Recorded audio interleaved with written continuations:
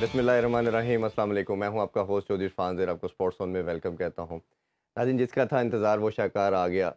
At last हमने देखा कि एशिया कप का स्केड्यूल आ चुका है। काफ़ी इस पे लंबी आज बात करेंगे, डिस्कशन डिटेल में करेंगे कि क्या-क्या इसमें हमें गलतियाँ, कोताहियाँ नज़र आईं और क्या होना चाहिए था। उसके अलावा सबसे इम्पोर्टेंट चीज़ ये है कि वर्ल्ड कप का प्रोमो भी जारी कर दिया गया है और उसके अलावा पाकिस्तान ने सबसे बड़ी न्यूज़ भी ये है कि आज टेस्ट मैच तकरीबन ऑलमोस्ट 1 साल के बाद विक्ट्री अपने नाम की। श्रीलंका को उन्होंने 4 विकेटों से शिकस्त दी। डिस्कशन करने के लिए मेरे साथ स्टूडियो मौजूद है अबू बकर बिलाल और ज़ार बाजवा साहब, अस्सलाम वालेकुम जी। और वीडियो लिंक पे हमें जॉइन करेंगी महक खोखर भी। अस्सलाम वालेकुम। जी, वालेकुम पहले अस्सलाम। मेरा ख़्याल है स्टार्ट करते हैं हम सबसे पहले एशिया कप के स्केड्यूल से कर लेते हैं मेरा ख़्याल है। काफ़ी वेट किया हमने और हमें लगा कि ये शायद मुझे तो अपनी हिस्ट्री में जब भी रिकॉल कर रहा था मैं कि कोई किसी बड़े इवेंट का इतने टाइम पहले तक हमने वेट नहीं किया। क्या आपको लगता है कि बेसिक इसमें क्या रीज़न थी? मेरे ख़्याल में तो ये था कि एक तो हमारा एलिमेंट तो था ही किसी हद तक कि हमारा जैसे चेयरमैन कोई नहीं था और एड हॉक बेसिस के ऊपर कुछ टाइम पे इंटरिम सेटअप भी बना, फिर दोबारा मैनेजमेंट कमेटी बनी और ऑब्वियसली सिग्नेचरी हमारी होम सीरीज़ भी है, ऑब्वियसली समहाउ हम होस्ट कर रहे हैं, वो था। दूसरा जो एक लूप होल को भी मैं ऐड करता चलूँ कि हमें नज़र आया कि किसी तरह भारत ना पाकिस्तान आ जाए, एक नई उसमें एडिशन की गई और ग्रुप को इस तरह डिवाइड किया गया कि A1 और A2 और B1 और B2 किया गया और वो भी डिटेल में हम उस पर डिस्कशन करते हैं। तो ये क्या आपके ख़्याल में, पहले मैं आपसे जानना चाहूँगा, क्या बेसिक रीज़न लगी इतना डिले के साथ और ये कनेक्टेड लगता है कि समहाउ ये वर्ल्ड कप से भी कनेक्टेड है चीज़? देखिए, ये बड़ा ही इस पे चहमगोइयाँ होती रही कि कब स्केड्यूल अनाउंस होगा, एशिया कप होगा किधर, वेदर पाकिस्तान में होगा कि नहीं, अगर पाकिस्तान में होगा तो इंडिया आएगा कि नहीं। चलिए, शुक्र अल्हम्दुलिल्लाह कि चीज़ें अब सॉर्ट आउट हुँ, हो गई हैं। And being a fan of cricket, हमें इस चीज़ को लुक फॉरवर्ड करना चाहिए कि एक बड़ा एक्साइटिंग किस्म का एशिया जी, कप होगा, जिसमें ना सिर्फ इंडिया और पाकिस्तान तो हैवीवेट्स हैं ही एशियन क्रिकेट के, लेकिन जी, एक इमर्जिंग अफ़गानिस्तान है आपके पास, जो आहिस्ता-आहिस्ता दिन ब दिन उनकी परफॉर्मेंस बेहतर हो रही इम्प्रूव है। हो रही है। और बांग्लादेश भी कोशिश करेंगे कि दोबारा से अपने आप को रिवाइव करें। तो बड़ी एक्साइटिंग ये टूर्नामेंट होगा, ख़ास तौर पे वर्ल्ड कप ईयर में। वर्ल्ड कप से पहले एक किस्म का ये वर्ल्ड कप का प्रैक्टिस प्रैक्टिस सेशन शुरू नॉकआउट कर सेशन। अच्छा, वो अगर मैंने जैसे दूसरी बात ऐड की हमें लग रहा था कि किसी तरह वो चाह रहे हैं कि हमारा जो मैच है भारत का इस तरह हो कि वो श्रीलंका में ही हो और पाकिस्तान ना आना पड़े भारत को। स्केड्यूल में हमने ये देखा कि उन्होंने फिक्स कर दिया कि पाकिस्तान को उन्होंने हमें A1 कर दिया, भारत को A2 कर दिया। इसी तरह दूसरे ग्रुप में श्रीलंका को उन्होंने B1 कर दिया डिक्लेयर और फिर उन्होंने बांग्लादेश को B2 कर दिया। और अगर इन दोनों में से कोई सिटीज़ नहीं क्वालीफाई करती तो फिर नेपाल हमारे ग्रुप में है, वो उनको रिप्लेस करेगा और इसी तरह सिमिलरली लाइकवाइज़ जो दूसरे अफ़गानिस्तान। अफ़गानिस्तान है वो उसको रिप्लेस करेगा और जो कि most likely Pakistan versus Bangladesh है। तो ये आपको लगता है कि ये डिसीजन, इस तरह की चीज़ें क्रिकेट को हैम्पर कर सकती हैं? और ये मुझे तो ऐसा कोई रिकॉल नहीं, मैं करना चाहूँ तो मुझे तो नहीं याद आता कि हमेशा ग्रेडिंग होती है आपके स्कोर के ऊपर। आप जितने टीम ने पॉइंट्स लिए होते हैं उस बेस के ऊपर टीम की ग्रेडिंग होती है। तो इसको कैसे देखते हैं? देखिए, ये फ़ॉर्मूला इम्प्लीमेंट होना था और उसकी रीज़न ये थी कि सिर्फ़ इंडिया आप एशिया कप बाहर इसी वजह से ले गए न्यूट्रल वेन्यू के ऊपर या हाइब्रिड मॉडल के तहत, जो भी आप कह लें, कि इंडिया पाकिस्तान नहीं आना चाहता। तो इंडिया जब पाकिस्तान नहीं आना चाहता तो मेरा ख़्याल है कि ये डिबेट नहीं होनी चाहिए कि A1 या B2, क्योंकि जब इंडिया ने पाकिस्तान आना ही नहीं है तो फिर उस फ़ॉर्मूला का एक नया फ़ॉर्मूला बनाएगी और यकीनी तौर पर पाकिस्तान क्रिकेट बोर्ड की इसके अंदर मुशावरत भी शामिल होगी। जी। BCCI या ACC ने तो खुद से ये डिसीजन नहीं लिया होगा, हुँ। लेकिन आपने नहीं, बिल्कुल सही ACCA कहा। ने तो मस्ट लिया होगा। ACC का इंफ्लुएंस एसीसी तो है। एसीसी एसीसी ने डिसीजन लिया, बीसीसीआई में मेरा ख्याल है रोल नहीं होगा, लेकिन जिस तरह की सिचुएशंस हुई हैं, जिस तरह के फैसले लिए गए हैं जय शाह की जानिब से, जो कि सेक्रेटरी भी हैं बीसीसीआई हुँ। के, वो मुझे ऐसा लग रहा है कि बीसीसीआई डिसीजन ले रहा है। हालांकि एसीसी के वो सदर पहले होना चाहिए था अगर जी। एसीसी के मामला होते। और कल भी हमने उनकी एक हटदर्मी देखी कि शेड्यूल की एक पूरी तकरीब सजाई गई थी लाहौर में, और दूसरी जानब तकरीबन 40-45 मिनट पहले जय शाह ने शेड्यूल जो है वो अपने ट्विटर के ऊपर जारी शेयर कर कर दिया था। दिया, तो हाँ। ये भी एक बड़ा ही नेगेटिव पॉइंट था यकीनी तौर पर, लेकिन मैं उस तकरीब में मौजूद था, लोगों को हैरानी नहीं हुई। हुँ। इवन के ज़का अशरफ भी इतने ज़्यादा हैरान दिखाई नहीं दिए, क्योंकि वो समझ रहे थे कि शायद इंडिया इससे भी ज़्यादा कुछ चीज़ें लीक कर दे। स्केड्यूल तो आपको पता है कल सुबह से चलना शुरू हो गया हाँ, था, बिल्कुल ऐसे अफ़गानिस्तान ही। मीडिया ने सबसे पहले इसको चलाना शुरू किया और फिर तकरीब से 45 मिनट पहले जय शाह साहब ने खुद ट्वीट कर दी। हुँ। तो स्केड्यूल वाला जो हमने तकरीब सजाई थी वो मकसद ख़त्म हो गया था, लेकिन पाकिस्तान क्रिकेट बोर्ड ने भी देखें एक सरप्राइज़ एसीसी को भी किया है। पहले हमेशा ये होता रहा है कि जब एशिया कप की ट्रॉफी अनवील होती थी तो उसके साथ जी। सारे कप्तान खड़े होते थे सारी टीमों के। यस, ऐसे ही होता है। लेकिन फिर पीसीबी ने सोचा कि जब बीसीसीआई या एसीसी हमारे साथ एक तरफा सलूक कर रहा है या नारवा सलूक हमारे साथ बरत रहा है, तो फिर हमें भी कुछ ना कुछ करना चाहिए। तो कल फिर पाकिस्तान क्रिकेट बोर्ड ने खुद चेयरमैन मैनेजमेंट कमेटी खड़े हुए, साथ वहाब रियाज थे, मोहम्मद हफीज़ और जो हमारे साबिक क्रिकेटर्स थे वो उनके साथ मौजूद थे, और वहाँ पर हमने ट्रॉफी को अनवील कर लिया। तो दोनों तरफ से मुझे लगा कि सरप्राइजेस आए हैं। हम लोग जानते थे कि पहले से कि ट्रॉफी अनवील होनी है, बट कुछ हमें ज़राए बताते हैं कि एसीसी नहीं चाहता था कि आप ट्रॉफी अनवील करें। वो चाहते थे कि तमाम जो कैप्टन्स हैं या वो रिवील करें, या मैक्सिमम जो कैप्टन। चलिए महक को भी इसमें शामिल करते हैं। महक, आप बताइए, 4 मैचेस पाकिस्तान में खेले जाएंगे, 3 ग्रुप स्टेजेस के मैचेस हैं और एक सुपर 4 का मैच, और रिमेनिंग तमाम 9 मैचेस जो हैं वो श्रीलंका में होंगे। तो कैसे देख रही हैं ओवरऑल पूरा ये स्केड्यूल को, और ये कैसे आप लगता है कि पाकिस्तान के एक जो मोमेंटम बन रहा है, क्रिकेट वापस आ रही है पाकिस्तान में, इवेंट का, इतने बड़े इवेंट का ऑलमोस्ट 14-15 साल के बाद होना, ये कितनी खुशाइन चीज़ है?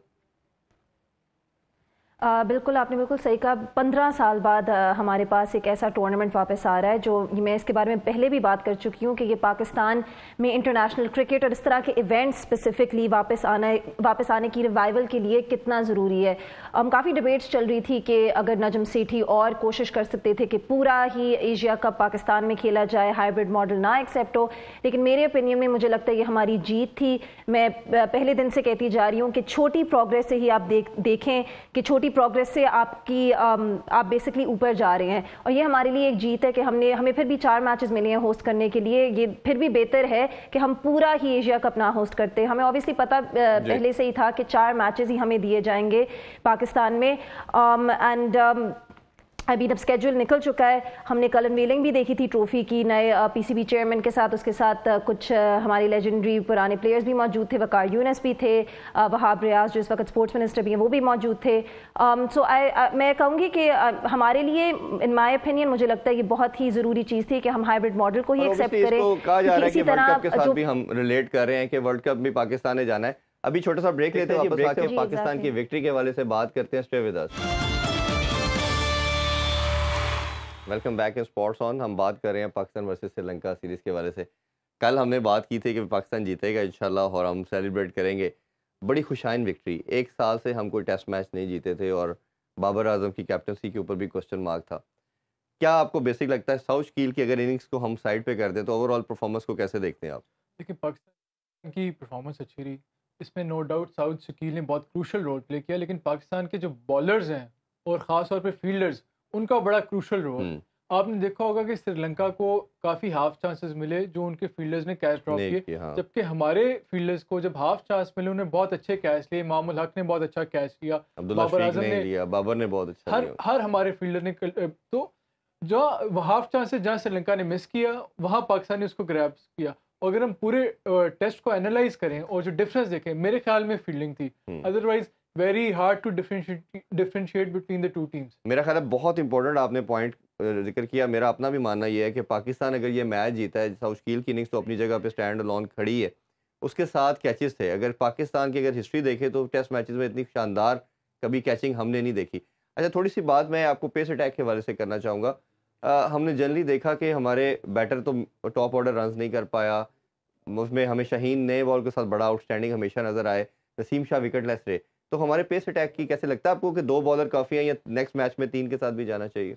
देखिए, अगर कंपैरिजन करें पाकिस्तान और श्रीलंका की दोनों की फास्ट बॉलिंग लाइनअप का, तो मुझे लगता है कि पाकिस्तानी फास्ट बॉलर्स ने ज़्यादा अच्छा जो है ना वो खेल पेश किया इस टेस्ट मैच के अंदर। श्रीलंकन, आपको पता है, विश्वा एक न्यू उनके पास फाइंड थी, और इतने ज़्यादा इफेक्टिव वो साबित हो नहीं सके। हालांकि कंडीशंस उनकी अपनी थी, लेकिन वो कंडीशंस ऐसी थी कि वहाँ पर फास्ट बॉलर को ज़्यादा हेल्प नहीं मिली। बट अगर ओवरऑल देखा जाए तो पाकिस्तान ने जो 2023-2025 वर्ल्ड टेस्ट चैंपियनशिप का जो सर्कल का पहला अपना आगाज किया है, वो बड़ा ही शानदार किया। उसके अंदर 2-3 चीज़ें बड़ी प्रोमिनेंट नजर आई। ना सिर्फ हमें जीत मिली, बल्कि हमने ये भी देखा कि हमने पहली इनिंग के अंदर 450 प्लस रन किए, और अगर उसमें हमारा रन रेट देखें पर ओवर तो वो 3.85 था। और दूसरी इनिंग के अंदर गो के हम आउट होते रहे, हमारे 6 खिलाड़ी आउट हुए, बिल्कुल उसी रवायती अंदाज में हमने फतह समेटी जिस तरह पाकिस्तान टीम चलती आ रही है। बट उसके बावजूद हमने देखा कि जो करंट रन रेट था वो उनका 4+ था। तो ये एक बड़ी जबरदस्त पॉजिटिव चीज जो है वो पाकिस्तान टीम के अंदर दिखाई दी। और जिस तरह इजहार ने कहा कि फील्डिंग ने बड़ा वाइटल रोल प्ले किया, बल्कि दोनों को डिफरेंशिएट कर दिया कि श्रीलंका कहाँ खड़ी थी और पाकिस्तान कहाँ खड़ी थी। ज्यादा फर्क नहीं था बैटिंग बॉलिंग में। साउथ शकील की तो एक इनिंग ही एक डिफरेंट किस्म की थी, आउट क्लास किया, उनकी तो जितनी तारीफ की जाए कम है। और पहले छठा उनका टेस्ट मैच था, डबल सेंचुरी उन्होंने कर दी। पाकिस्तान के पहले वो ऐसे बैटर बन गए हैं जिन्होंने श्रीलंका के अंदर डबल सेंचुरी की है, तो एक बड़ा एजाज़ है सऊद शकील के लिए। और पाकिस्तान को मेरा ख्याल है कि अब थोड़ा सी तसल्ली इत्मीनान मिलेगा कि मिडिल ऑर्डर के अंदर हमारे पास कोई ऐसा प्लेयर है जो कि एंड तक जा सकता है, जो कि लंबा खेल सकता है और जो कि रन चला सकता है, टेल के साथ भी रन करता है। जी मैं आपसे मैं जानना चाहूंगा थोड़ा स्पिनर के हवाले से, हमें लगता है कि पाकिस्तानी बॉलर स्पिन डिपार्टमेंट में थोड़ा वीक नजर आ रहे थे, थोड़ा वल्नरेबल थे। हमारे स्टैट्स एक मेरी नज़र से गुजरे हैं, उसमें था कि पाकिस्तानी टीम दुनिया में सेकंड नंबर पे है, वीकेस्ट साइड है, जो फोर्थ इनिंग्स में आउट करती है स्पिनर के तौर पे। तो आप कैसे देखते हैं इस स्पिन डिपार्टमेंट को और दोनों स्पिनर की परफॉर्मेंस को? देखिए फर्स्ट इनिंग्स में हमने देखा अबरार अहमद ने काफ़ी अच्छा हमारे लिए डिलीवर किया। फिर दूसरे इनिंग्स में हमने नुमान अली को देखा, उसने पाकिस्तान के लिए बहुत ही क्रूशल विकेट्स ली थी। लेकिन आई डू थिंक कि जो हमारे फास्ट बॉलर्स थे उन्होंने, बल्कि इवन दो ये जो पिच है, ये ऑब्वियसली हमने ये पहले भी डिस्कस किया हुआ है कि ये जो पिच है ये स्पिन फ्रेंडली पिच है, इस पर स्पिनर ज़्यादा इफेक्टिव होते हैं। ऑब्वियसली हमने ये देखा भी है दोनों श्रीलंका और पाकिस्तान की साइड से। लेकिन पाकिस्तान की साइड से मैं कहूँगी कि हमारे फास्ट बॉलर्स ज़्यादा इफेक्टिव रहे थे।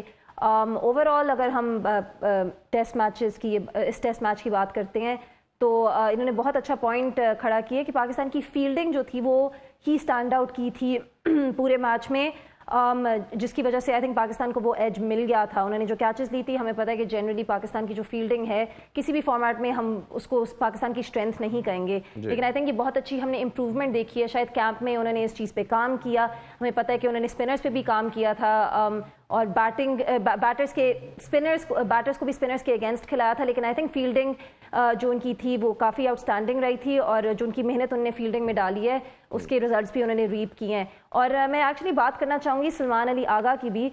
देखेंगे जिस तरह की जो नए प्लेयर्स, रिलेटिवली वो नई हैं, उन्होंने पिछले साल ही अपना टेस्ट डेब्यू किया था, तो उनकी बात भी मैं करना चाहूँगी कि ऑलराउंडर्स एक वक्त था जब पाकिस्तान की हिस्ट्री में हमने देखा है कि ऑलराउंडर्स पाकिस्तान में बहुत अच्छे रह चुके हैं और ऑलराउंडर्स ऑब्वियसली क्रिकेट में बहुत बड़ा रोल भी प्ले करते हैं। अब सलमान अली आगा को देखें, उनकी परफॉर्मेंस भी बहुत अच्छी रही थी। सऊद शकील का तो हमें पता है कि उन्होंने पाकिस्तान के लिए क्या इस टेस्ट मैच में प्रूव किया था, बिल्कुल ही आउटस्टैंडिंग था। जितने भी आप उनके लिए अल्फाज बोलें वो काफ़ी नहीं होंगे, लेकिन सलमान अली आगा ने भी पहली इनिंग्स में उनके साथ बड़े रन्स बनाए। फिर इस दूसरी इनिंग्स में भी इमाम ने तो हमें रेजिलियंस दिखाई, वो क्रीज पे रहे, उन्होंने पेशेंस दिखाया और उनसे हम ये एक्सपेक्ट भी कर सकते हैं ऑब्वियसली। लेकिन जो फिनिशिंग लाइन थी वो क्रॉस करवाई थी एंड में इमाम थे और उधर सलमान अली आगा थे, और फिनिशिंग लाइन क्रॉस करवाना और टेस्ट जीतना भी बहुत जरूरी चीज होती है। और बॉलिंग में भी हमने देखा कि सलमान अली आगा ने बहुत अच्छा परफॉर्म किया। बिल्कुल उनकी परफॉर्मेंस भी बड़ी आउटस्टैंडिंग थी, बहुत ज्यादा पॉजिटिव्स ले सकता है। बिल्कुल ठीक बात है। और Salman Ali Agha day by day जिस तरह इंप्रूव कर रहे हैं और मेरा ख्याल है ये दोनों प्लेयर लंबा टाइम पाकिस्तान को सर्व कर सकते हैं। मेरा ख्याल नहीं होना चाहिए आज रेस्ट करें, लेकिन कल से मेरा ख्याल है अगले टेस्ट मैच की मेन चीज ये है कि हमने कंप्लेसेंट नहीं होना, जो हम अनफॉर्चुनेटली होते हैं